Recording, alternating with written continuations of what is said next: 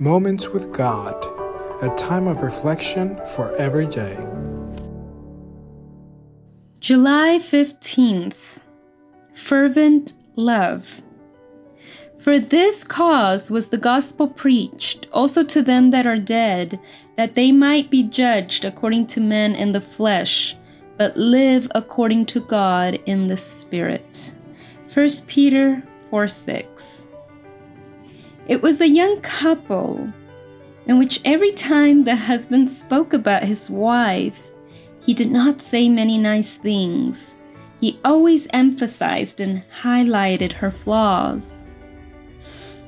Now that she's married with me, she has shown me her true character. And well, he almost never talked about her virtues. Meanwhile, the wife, although she had some conflicts with her husband, always said, "He's a wonderful man. He works. He's understanding. He strives so that our home always moves forward." They both lived in the same house and both shared the same moments of joy and sadness, happiness or anger. However, the description that each one made of their partner was different, since it denoted what was in their heart. That is why the Apostle Peter tells us in the Bible that we must have fervent love for each other, because love will cover a multitude of sins. In other words, when there is love, faults are minimized and the virtues of others are exalted. And on the contrary, when love is absent, the defects of others are the ones that we highlight the most. Love covers a multitude of sins, says the Bible. It means that out of love for others, their faults are not the object of our talks. But where there is love, everyone is willing to forgive and forget. This is a characteristic of Christians who follow and serve God. They are very interested in pleasing God. They care that their lives are a testimony of the transforming power of the Lord. Therefore, they always try to love others and help them overcome their faults and defects. Just like the divine teacher, they are not in a hurry to judge or criticize faults, but with love, they lead them to the feet of the Lord. How nice it feels to be next to people who are not overwhelmed by our defects. They are not scandalized, but that helps us improve. How nice it is to feel that although we have failed, there's always the hug of forgiveness.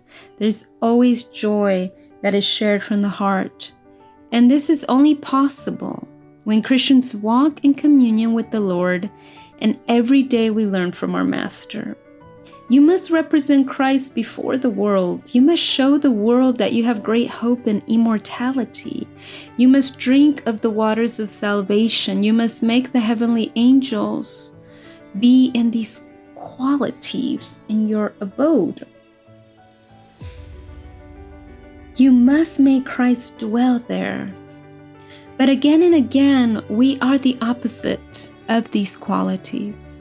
While we become so fanatical about religion that we are quick to criticize and murmur, or ready to magnify the errors of others, there are so many times that we comment on the failures of others, and we do too much damage to the very faith of those who hear such comments, and our own spirituality increasingly declines.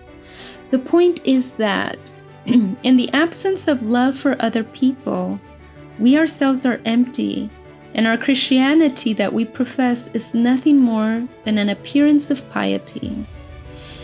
Therefore, we need to be closer to Jesus. We need not to separate ourselves from Him, who is the source of true love. We need to be in contact with heaven through prayer. We need to surrender to the Lord at all times. Fervent love is what we should have. That is, love is constant. Even when there are errors and faults on the part of others, we have to love them as Christ loved us. And this is only possible when with a humble heart we go to the feet of Jesus. Amen. Thank you for listening to this audio. We invite you to share with your contacts and visit the website BibleWell.com.